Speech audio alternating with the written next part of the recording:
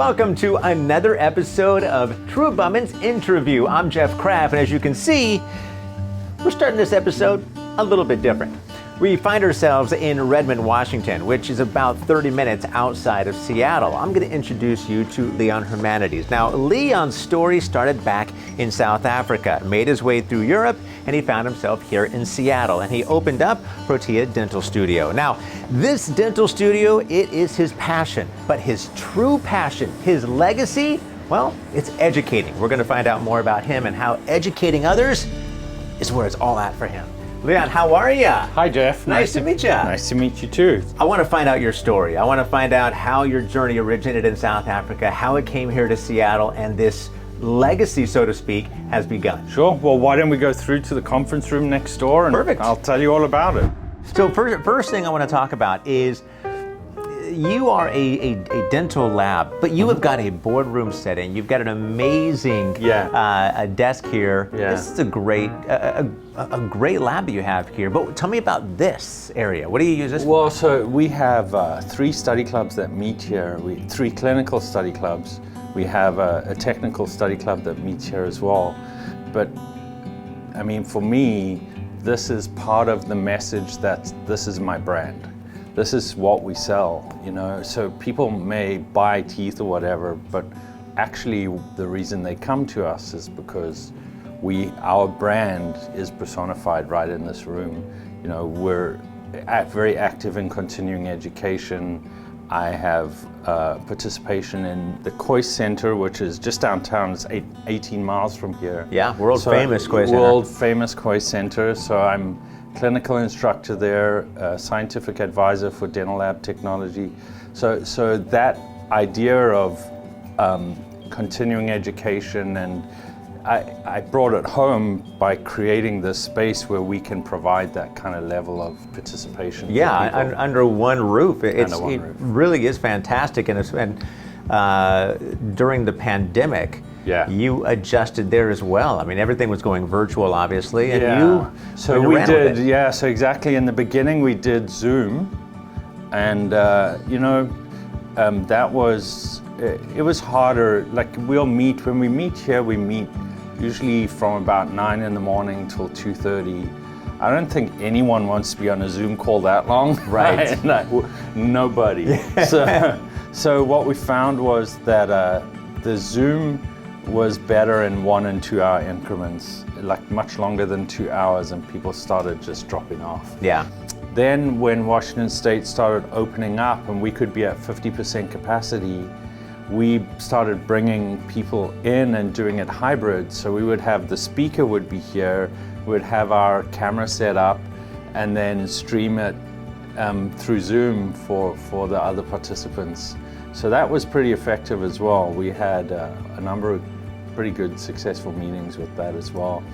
And going into this coming study club year, now we have, just from being sort of hybrid, and we have study club participants that want to connect that are in Louisiana, Alaska. It just opened us up to allowing people from everywhere in the country to participate.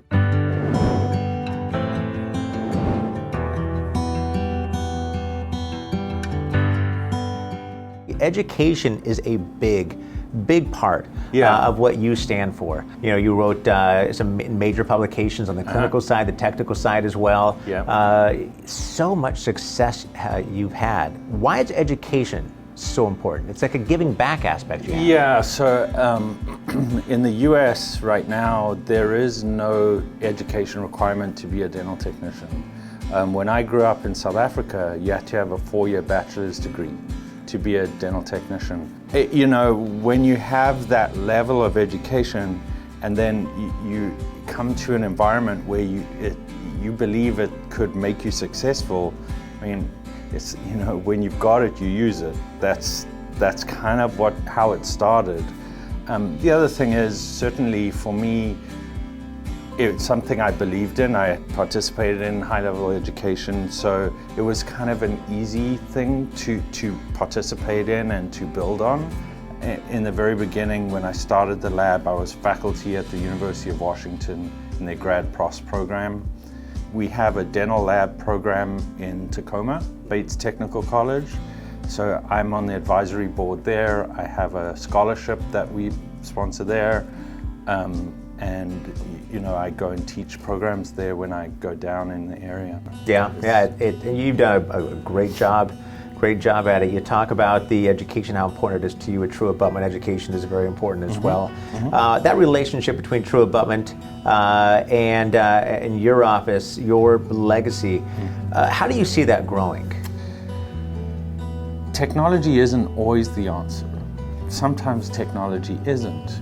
But if you're going to use technology, you have to find partners that represent what you do best. And so for us, the education and everything's one thing, but what people expect from us is predictability. They don't expect it. If you're going to pay me all this money and you have to do something twice, you're not coming back. You're just going to hate me. Once they write that check, they don't like me anymore. So we need predictability. So I think in every facet of technology as we go forward, people have to concentrate very carefully on who they choose to do business with, because it will represent your brand. That predictability represents your brand.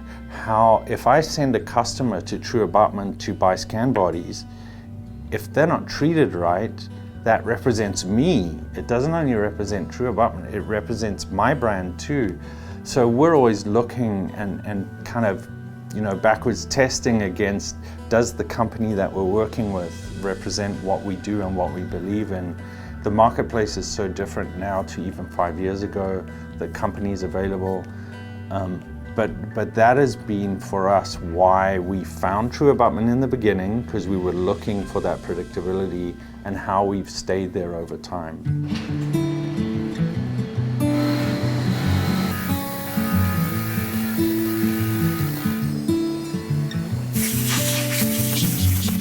Where do you want this to go? Do you want the education to continue? Do you want to head more of that up? Do you want to build office? Do you want to have multiple offices? What is your goal? So, I'm asking myself that a lot at the moment, because I started the business in '98, and if you asked me in 1998, what do you want it to look like? I'd say this. I've done it, right? Everything I wanted, it's right here.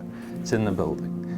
And so, when you reach that point in your career, you kind of have to decide, do I take it to another level? What is next?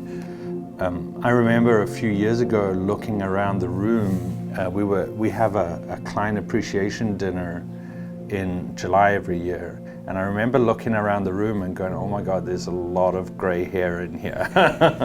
I'm getting a little worried. Right? Not that I don't have plenty of my own, but just thinking, well, how do we now build into the next generation of dentists that are coming?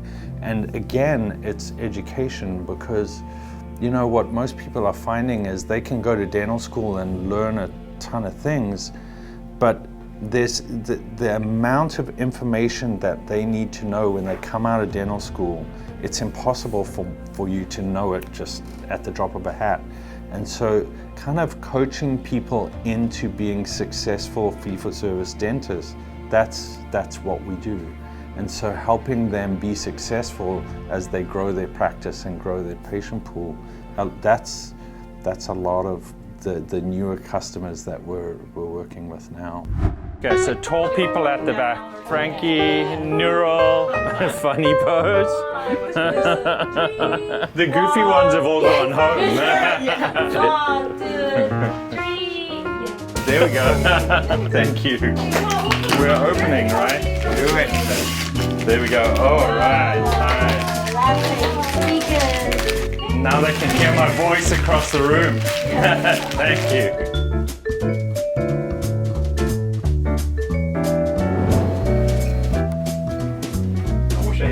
It looks so good. Well, Leon, I look forward to seeing how the company grows through education, the lab. I'm looking forward to hearing all about it. Well, me too. I'll let you know how that goes. Leon, Thank you very much, Jeff. Appreciate it. Take care. You're going to learn a lot. from that guy right there. So much experience, so much talent. That's going to do it. Another episode in the books. Join us next time as we continue our search all around the country for the biggest and best dental professionals around.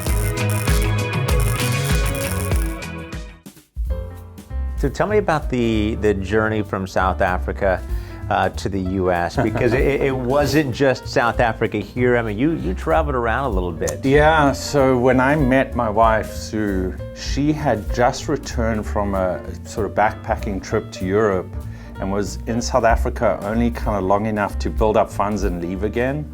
And I was in my college program. The program finished December 91. So in 1992, Sue and I moved to Europe. And I started my time actually in Amsterdam because I had a British passport. We were part of the European Union. Sue had family that lived in Amsterdam, so we had somewhere to live. So I went to Amsterdam and literally knocked on the door of every lab in Amsterdam. I went through the yellow pages, knock, knock, knock, hitting doorbells, and couldn't find work, just nothing. I didn't speak Dutch. I was learning, but not. It was like children's Dutch. And so obviously it was difficult to hire somebody that couldn't really speak the language. Right.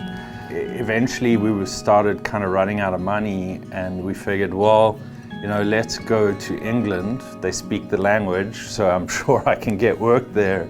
Arrived in London. I had work in 2 days, and then off we went. We lived there for close to 4 years. Got married there, much to the real despair of our parents, because we didn't go back to South Africa. We got married there. But London was tough. So we're talking 1992 till 95, which in Europe was the height of a really tough recession. Okay. There was a lot of people unemployed. It was tough to find work. The lab that I worked at probably for the longest in London, we did work for a lot of the Middle Eastern royalty. They would come to London in the summer, right? Okay. have their medical and dental work Expectations done. were at the highest. And when you're walking to work and you're walking down the road and it's all Bugattis and Ferraris, and there's an intimidation factor. Yeah. So I worked there for a while, and then I met some people here in Seattle that were associated with John Coyce, and I came out and interviewed here. It was February and snowing, so I wasn't too impressed, but by the end of 95 I was moved out here, and I've been here ever since.